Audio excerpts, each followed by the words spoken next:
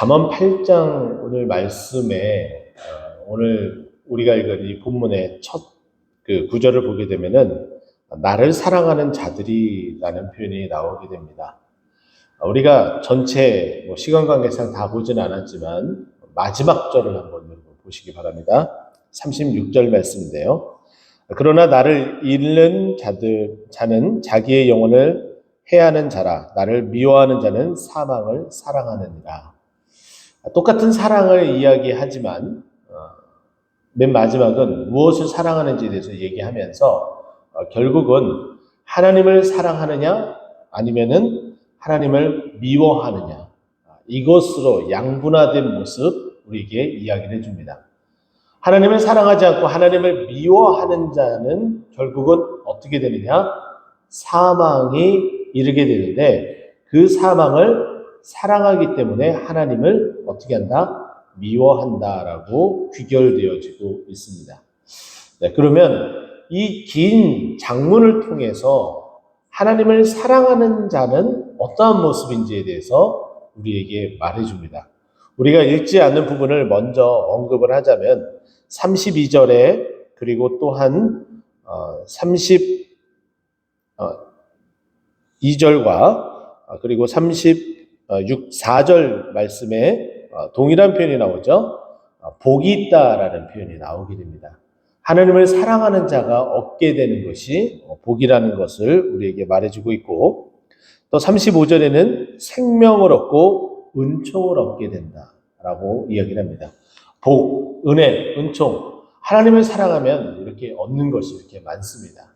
자, 그러면 17절부터 31절까지 이 내용, 굉장히 긴 부분을 할애해서 이야기하고 있는 부분은 사실 22절부터 이렇게 쭉 이야기를 해주고 있는데, 우리가 하나님을 사랑한다 하지만 요한이 자신의 그 요한서신서에서 뭐라고 얘기했냐면, 우리가 하나님을 사랑하는 것이 아니라, 우리가 먼저 하나님을 사랑한 것이 아니라 하나님이 우리를 먼저 사랑하셨다라고 말해 주셨습니다.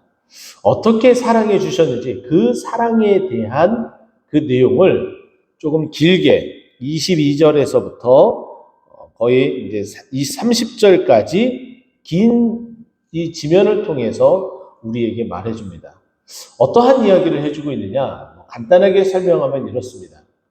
하나님께서 태초에 창조하신 그 내용이 있는데, 그 태초에 창조하신 그 모든 내용들을 어떻게 해요?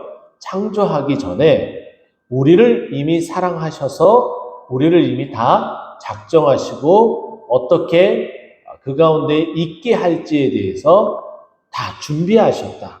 그만큼 우리를 잘 알고 우리를 사랑하신다 이야기를 해요.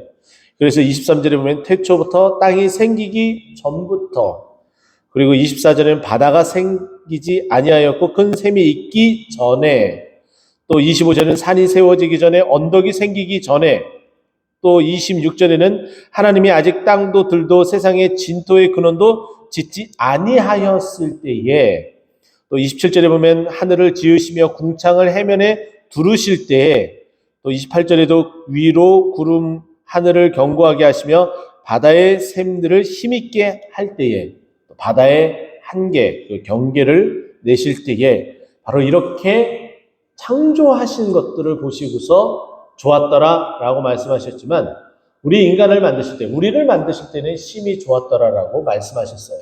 그러면서 30절의 말씀은 창조자가 되어 날마다 그의 기뻐하신 바가 되었을 때 항상 그 앞에 즐거워하였다. 하나님은 우리를 그렇게 즐거워하시고 기뻐하신 바 되었다. 또 우리가 그와 같은 삶을 살아야 된다고 이야기를 합니다.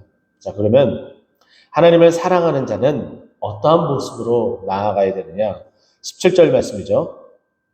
우리가 하나님을 사랑하면 하나님의 그 큰 사랑을 잊게 됩니다.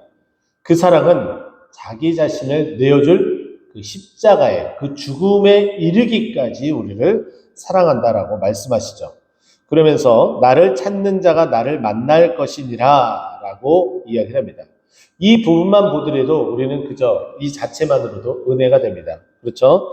그런데 이 본문 이 17절 나를 간절히 찾는 자가 라고 되어 있는 이 부분 제 성경책은 각주가 되어져 있는데 히브리어 원어를 살펴보게 되면은 이 각주가 되어진 이 부분은 어떤 단어로 이야기하냐 간절히 찾는 자가 이 표현이 새벽에 라고 표현되어집니다. 그러면 다시 읽으면 이렇죠. 나를 새벽에 찾는 자가 나를 만날 것이다 라고 해석을 하는 게 히브리어 원어에 정확하게 부합한 모습이다라고 볼 수가 있어요. 간절히 찾는다. 뭐 이렇게 해석해도 맞겠죠.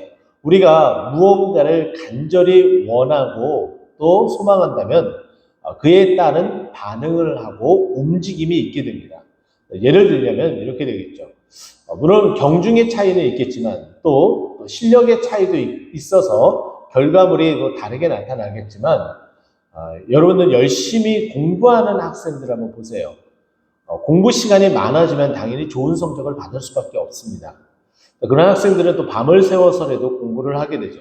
조금 일찍 잠들었다 할지라도 조금 이른 시간에 일어나서 다시 공부를 하는 경우들이 많습니다. 자, 그러면 공부를 하지 않고 잠을 자는 학생들은 결코 좋은 성적을 거의 얻을 수가 없습니다. 그러면 새벽에 찾는 자, 새벽을 통해서 새벽을 깨우고 열심히 공부하는 자는 당연히 좋은 성적을 받아볼 수밖에 없겠죠. 이와 같은 이치로 물론 비견한 공부에 대한 예로서 표현을 했지만은 이처럼 새벽에 찾는 자가 나를 만날 것이다라는 그와 같은 마음, 그런 간절한 마음으로 오늘 이 새벽에도 여러분들이 이 자리에 나온 줄 믿습니다.